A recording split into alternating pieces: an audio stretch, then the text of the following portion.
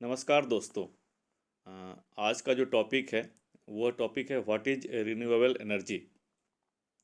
Renewable energy होता क्या है, तो इसको हम लोग समझते हैं। क्योंकि बहुत सारे आजकल मार्केट में या टॉपिक्स में बहुत सारे आ रहे हैं कि रिन्यूएबल एनर्जी क्या होता है और फोसिल फ्यूल एनर्जी क्या होता है, तो इसको हम लोग समझते हैं।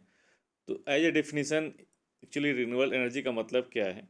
तो renewable energy is energy from sources that are naturally replenishing and virtually inexhaustible in duration. It is generally called as a clean energy. इसको हम एक एग्जांपल से समझते हैं कि नेचुरली रिप्लेनिशिंग का मतलब क्या है। कि कोई मान लीजिए अगर हम लोग जूस पी रहे हैं और जूस अगर ख़त्म हो जाती है, ग्लास में जूस ख़त्म हो जाती है, तो कोई आके के दोबारा फिल कर देता है, रिप्लेनिश कर देता है। फिर पियेंगे, फिर कोई दोबारा के फिर भर देता है। तो इसका मतलब ये है कि ये ख़त्म नहीं होने वाला, ये दोबारा कोई इसको रिप्लेनिश कर देता है। वर्चुअली इनएग्जॉस्टेबल इन ड्यूरेशन, इसका मतलब क्या है कि जब तक हमारी ह्यूमन लाइफ है तब तक ये एग्जॉस्ट नहीं होगा, ख़त्म नहीं होगा। इसलिए इसको रिन्यूएबल एनर्जी बोला गया है, रिन्यू होता जाएगा ये। इसको हम लोग एग्जाम्पल से समझते हैं कि ये रिन्यूएबल एनर्जी क्या है, इसके सोर्सेस क्या हैं। जैसा कि सोलर एनर्जी, सोलर एनर्जी जब तक सन है तब तक सोलर एनर्जी रहेगी, तब तक ह्यूमन लाइफ है, तब तक हमें सन की रिक्वायरमेंट रहेगी। तो ये सोलर एनर्जी जो है कभी भी ख़त्म नहीं होने वाली है, तो इसलिए that is the renewable energy. Wind energy, wind क्या है, विंड का जो फ्लो होता है उससे भी हम लोग इलेक्ट्रिसिटी और एनर्जी प्रोड्यूस करते हैं। तो जब तक एयर है, एयर का फ्लो होता ही रहेगा, देन विंड एनर्जी रहेगी रहेगी।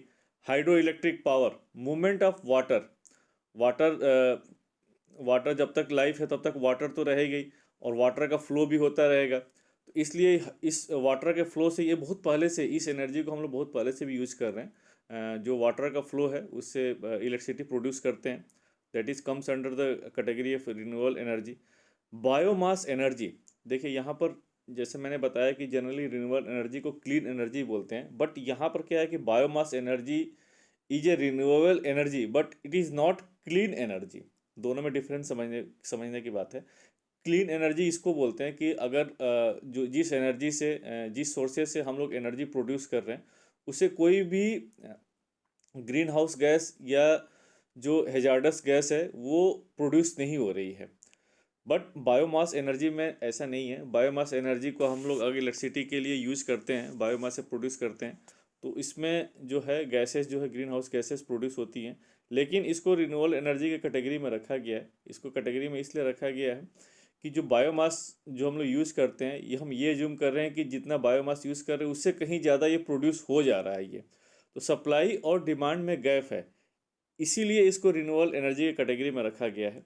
जियोथर्मल एनर्जी, जियोथर्मल एनर्जी जो है अर्थ कोर, जो अर्थ के कोर में जो हाई टेम्परेचर है उसकी वजह से जो वाटर का जो फ्लो होता है, जो स्प्रिंग, जैसा कि इसको एग्जांपल से हम लोग समझ सकते हैं। जो स्प्रिंग वाटर हमने सुना होगा, spring water is the geothermal energy, और ये बहुत पहले से स्प्रिंग वाटर को लोग हीटिंग के लिए और भी अदर पर्पजेज़ के लिए यूज़ करते आए हैं।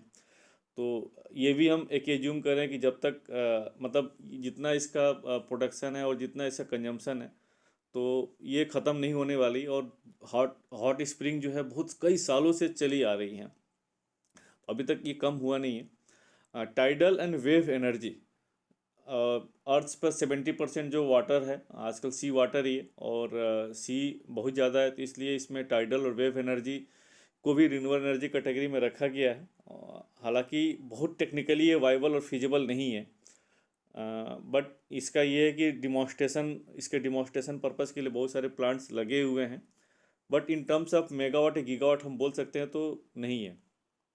तो ये जो बेसिकली जो 6 सोर्सेस जो बताए गए हैं यहाँ पर, that is the part of renewable energy sources. और इसमें जो क्लीन एनर्जी की कैटेगरी में बोल सकते हैं solar, wind, hydro electric and tidal wave energy है। बायोमास एनर्जी क्लीन एनर्जी नहीं है। और जियोथर्मल एनर्जी भी जो है, जिससे हम लोग जियोथर्मल एनर्जी से जो अगर हम लोग पावर प्रोड्यूस करते हैं, तो इसमें हम ये बोल सकते हैं कि क्लीन एनर्जी है, लेकिन इसमें भी गैसेस का प्रोडक्शन होता है। इलेक्ट्रिसिटी प्रोड्यूस करने में गैसेस प्रोड्यूस होती हैं, लेकिन in comparison to fossil fuel जो है उससे बहुत ही कम होता है। 20-25% ही गैसेस जो है हार्मोन हेजार्डस गैस प्रोड्यूस होती है। तो ये बेसिकली ये रिन्यूएबल एनर्जी सोर्सेस हैं। और आज की डेट में जो क्लाइमेट चेंज की जो बात चल रही है, उसमें रिन्यूएबल एनर्जी के जो सोर्सेस की जो बात हो रही है, जो रिन्यूएबल एनर्जी के जो प्लांट हैं, इसके काफ़ी सिग्निफिकेंट बढ़ गया है। क्योंकि जो मोस्टली जो अगर हम एनर्जी की बात करते हैं तो एनर्जी में मेजर टर्म्स पावर आता है। और पावर प्रोड्यूस करने के लिए जो हम फोसिल फ्यूल बेस्ड जो पावर प्लांट होता है, ज़्यादा बहुत ज़्यादा क्या बोलते हैं, ग्रीन हाउस गैसेस प्रोड्यूस करता है। तो इसलिए रिन्यूएबल एनर्जी सोर्सेज का काफ़ी सिग्निफिकेंट बढ़ गया है। अब हम बात करते हैं फोसिल फ्यूल की बात करते हैं, क्योंकि फोसिल फ्यूल भी होता क्या है। A fossil fuel is a hydrocarbon containing material formed underground from the remains of a dead plants and animals that human extract and burn to the release energy for use.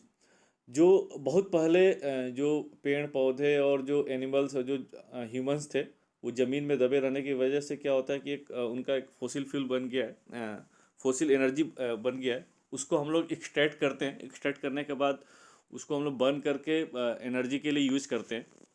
और आज की date में जो world's की जो अगर हम energy की बात करें तो 70 to 80% जो है फोसिल फ्यूल ही जो है फोसिल फ्यूल ही प्रोवाइड करता है। तो इसलिए ऐसा नहीं, इसे काफ़ी सिग्निफिकेंट है।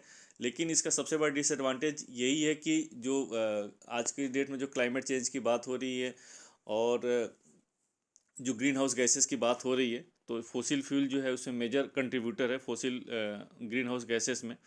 और जो major type of fossil fuel जो है इसमें कौन कौन से आते हैं, coal, natural gas and oil. तो ये तीन मेजर कैटेगरी हैं आपके फोसिल फ्यूल में। तो होप दोस्तों आप समझ गए होंगे रिन्यूएबल एनर्जी क्या होता है और फोसिल फ्यूल क्या होता है। फिर आपसे मिलते हैं एक नेक्स्ट वीडियो में। तब तक के लिए थैंक यू। जय हिंद।